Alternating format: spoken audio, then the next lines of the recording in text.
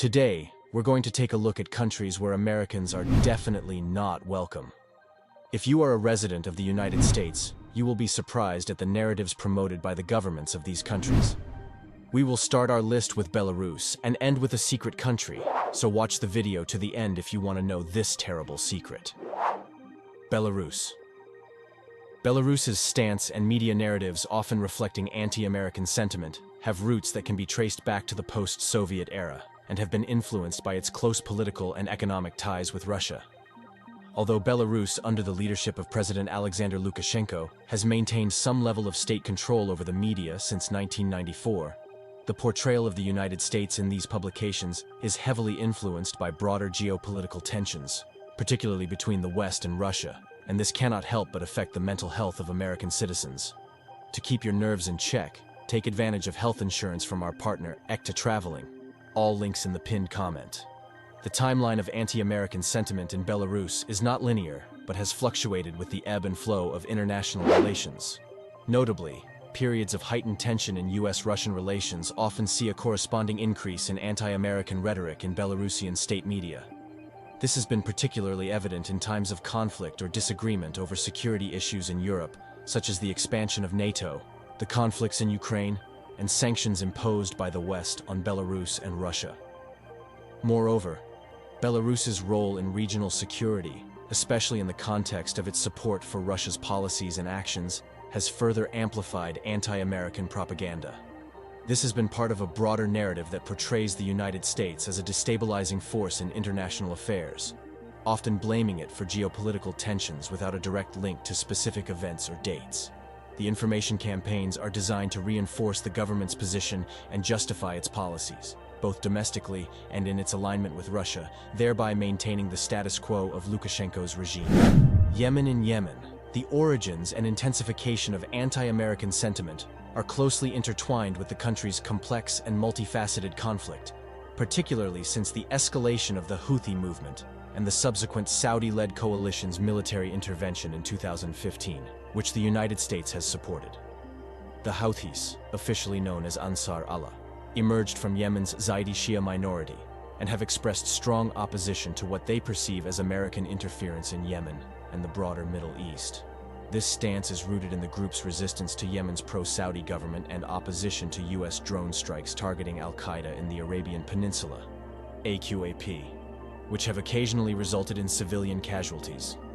The use of anti-American rhetoric by the Houthis and other factions within Yemen can be traced back to the early stages of the Houthi movement in the 1990s, but became more pronounced following the 2003 invasion of Iraq by the United States.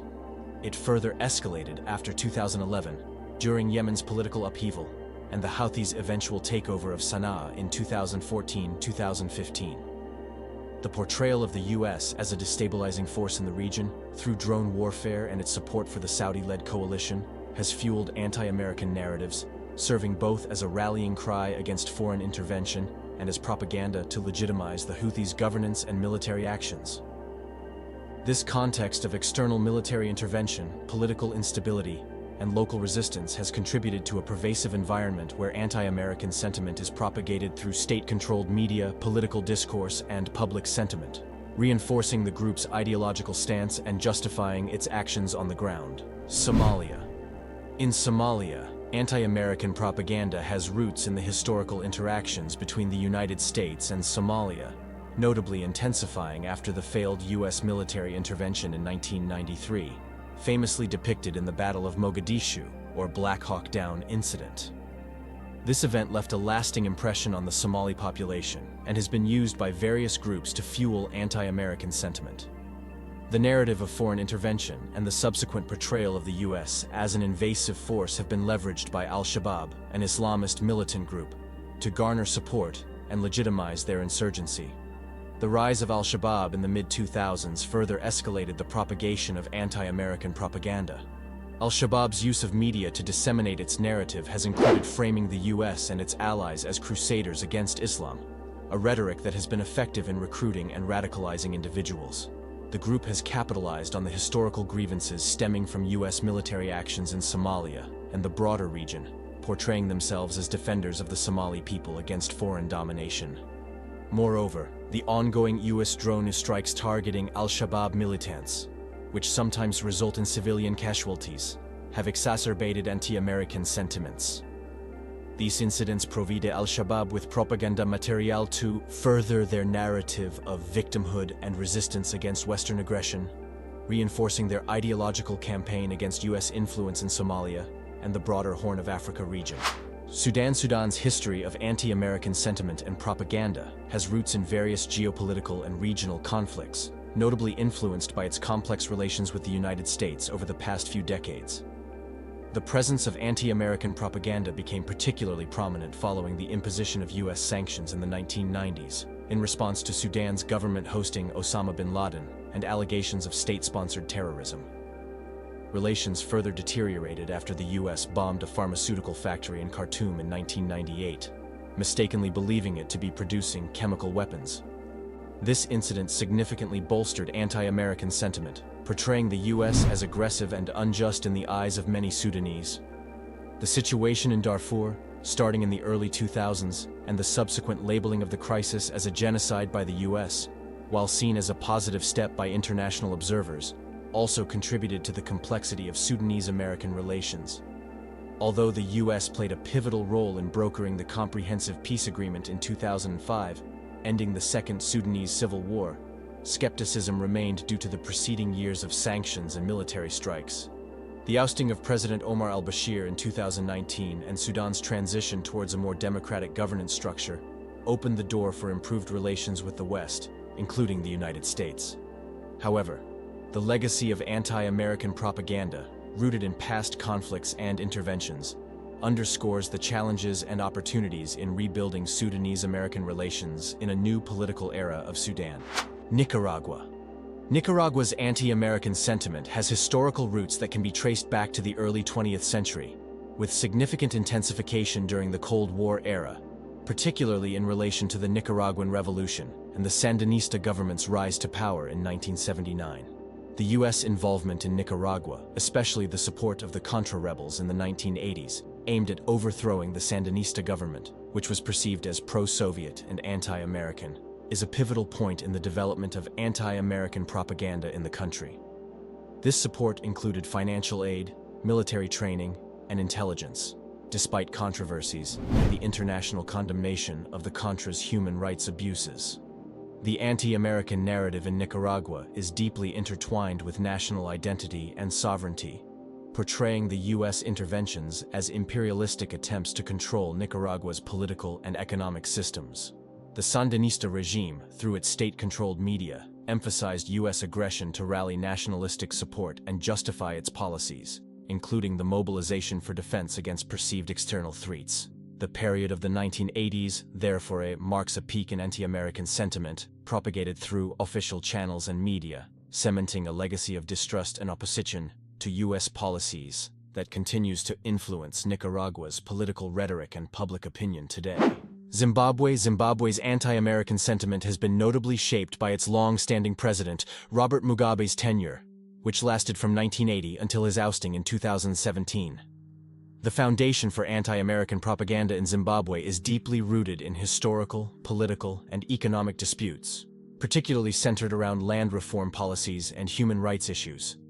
Tensions escalated significantly following the imposition of economic sanctions by the United States in the early 2000s, under the Zimbabwe Democracy and Economic Recovery Act of 2001, which targeted individuals and entities associated with the Mugabe government due to concerns over electoral fraud and human rights abuses.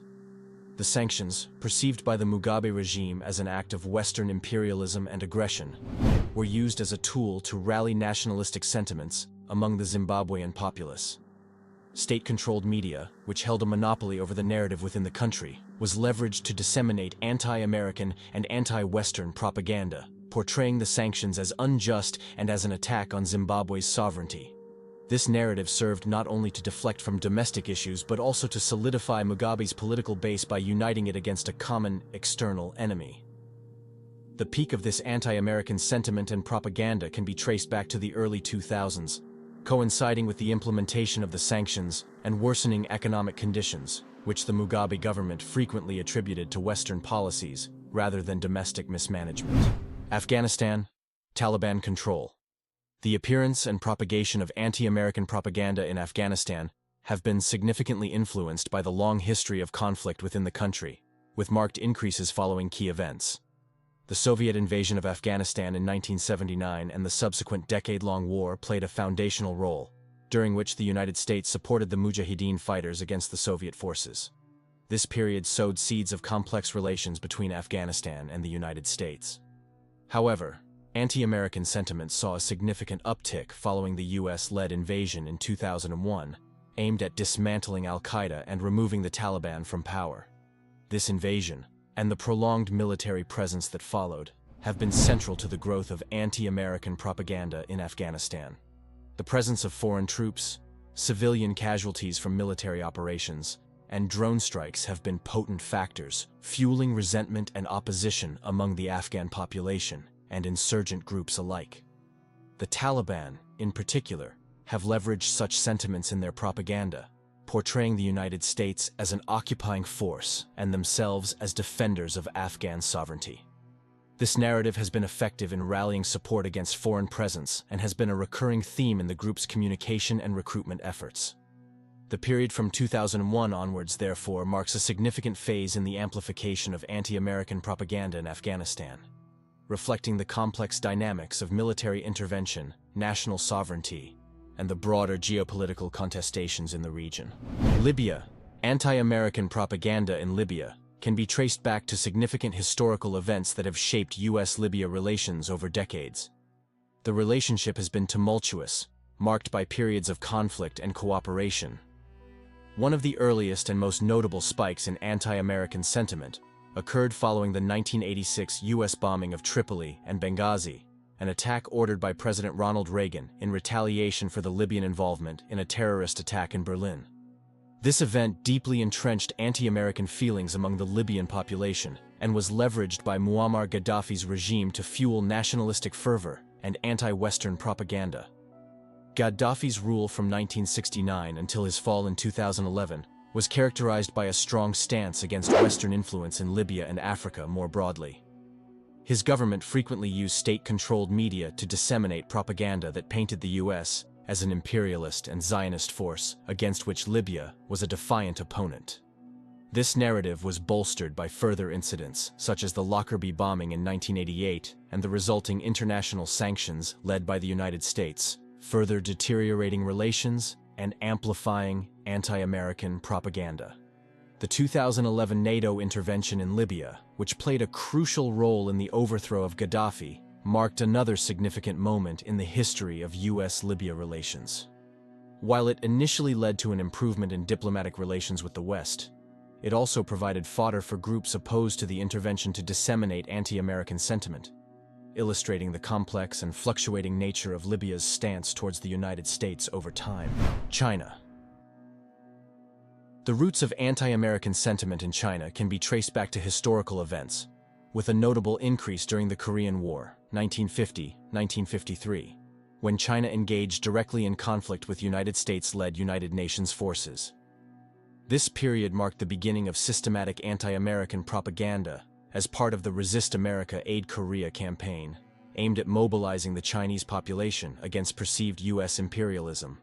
The campaign utilized various media, including posters, films, and public speeches, to foster a sense of nationalism and resistance against American forces.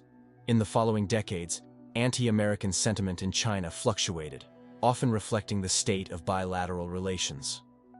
A significant resurgence occurred following the 1999 US bombing of the Chinese embassy in Belgrade, which was widely seen in China as an intentional act, leading to widespread protests and a spike in anti-American sentiment. This incident significantly strained US-China relations and revived strong nationalistic and anti-American feelings among the Chinese public. In recent years, the rise of social media and the internet has provided new platforms for the dissemination of anti-American content, often driven by state media and government rhetoric, especially in the context of trade tensions, geopolitical rivalries, and accusations of interference in internal affairs. This modern propagation of anti-American sentiment serves both to consolidate national identity and support for the Chinese Communist Party, CCP, and to critique U.S. policies and actions globally.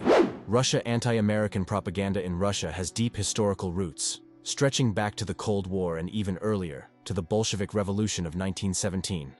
Initially, Soviet-era propaganda portrayed the United States as a capitalist adversary, culminating during the Cold War when both superpowers engaged in widespread ideological campaigns against each other. This period saw the U.S. depicted as the principal antagonist in a global struggle between capitalist and socialist ideologies. The dissolution of the Soviet Union in 1991 led to a temporary decrease in anti-American sentiment, but it resurfaced with the expansion of NATO eastwards in the late 1990s and early 2000s, which Russia viewed as a direct threat to its security. Relations deteriorated further following the U.S. invasion of Iraq in 2003, the 2008 Georgia conflict, and particularly after the 2014 annexation of Crimea by Russia, leading to a significant resurgence of anti-American rhetoric. The current phase of heightened anti-American propaganda began around 2014, fueled by state-controlled media channels like RT and Sputnik. These platforms have been instrumental in disseminating a narrative that portrays the United States as seeking to undermine Russia's stability and global standing. This narrative has been bolstered by recent geopolitical events, including accusations of election interference, cyber attacks, and ongoing tensions regarding Ukraine, thereby maintaining a continuous thread of anti-American sentiment that echoes Soviet-era propaganda while adapting to the digital age and contemporary global issues. In recent years, the rise of social media and the internet has provided new platforms for the dissemination of anti-American content, often driven by state media and government rhetoric, especially in the context of trade tensions, geopolitical rivalries, and accusations of interference in internal affairs. This modern propagation of anti-American sentiment serves both to consolidate national identity and support for the Chinese Communist Party, CCP, and to critique U.S. policies and actions globally. Iran. The roots of anti-American propaganda in Iran are deeply intertwined with the nation's tumultuous relationship with the United States, dating back several decades but most prominently taking shape after the 1979 Islamic Revolution. This turning point saw the overthrow of the Shah, Mohammad Reza Pahlavi, who had been reinstated during the CIA-backed coup in 1953 against Prime Minister Mohammad Mossadegh. The 1953 coup significantly contributed to the buildup of resentment, setting the stage for the later widespread public animosity towards the U.S. The revolution's climax came with the seizure of the U.S. Embassy in Tehran in November 1979, leading to a 444-day hostage crisis. This event marked the beginning of a prolonged period of state-sponsored anti-American sentiment, institutionalizing the chant, "Death to America," in political and public discourse. This sentiment was fueled further by the U.S.'s support for Iraq during the Iran-Iraq War in the 1980s, perceived U.S. interference in Middle Eastern affairs, and ongoing economic sanctions. The Islamic Republic has since utilized anti-Americanism as a tool to consolidate power, rally nationalistic support, and justify its policies, both domestically and internationally. State-sponsored murals, media, and public speeches frequently depict the U.S. as an imperialist force, aiming to undermine Iran and the Islamic faith. This narrative has been maintained and adapted to contemporary issues, reflecting the deep-seated and complex nature of U.S.-Iran relations. North Korea. North Korea's anti-American propaganda has been a cornerstone of its governmental narrative since the Korean War, 1950-1953, which is often referred to by North Korea as the Fatherland Liberation War. This period marks the genesis of systematic anti-American sentiment, as the conflict with the United States and its allies left a profound and lasting impact on North Korean society and its perception of the United States. The Korean War not only divided the Korean peninsula but also solidified the DPRK's, Democratic People's Republic of Korea, use of propaganda as a tool to unify its people against perceived external threats and to legitimize its regime. The intensity of anti-American propaganda increased significantly during this time, with the U.S. being portrayed as the principal aggressor and an imperialist force threatening Korean sovereignty and peace. The aftermath of the war saw the institutionalization of this narrative within North Korean society. with annual events like the Month of Anti-US Joint Struggle, marking the war's start and perpetuating the portrayal of the US as an enduring enemy. Over the decades, this propaganda has been characterized by vivid and often grotesque imagery in posters, films, and educational materials, depicting the US military and government as barbaric and cruel. The aim has been to foster a sense of nationalistic pride, resilience, and unity in the face of American hostility, elements that continue to define North Korea's political and cultural stance toward the United States to this day. Exploring the narratives of these 12 countries reveals a tapestry of historical grievances, political ideologies, and socio-economic challenges that shape their perspectives on the United States. It's crucial to approach these issues with an understanding of the complex interplay of local and international factors. As we continue to navigate the intricacies of global relations, fostering dialogue and understanding remains key to addressing the root causes of these tensions and working towards a more cooperative international community. Put the word Korea in the comments, that way everyone will know you did well, and watch the video to the end. Watch other videos on our channel and see you soon.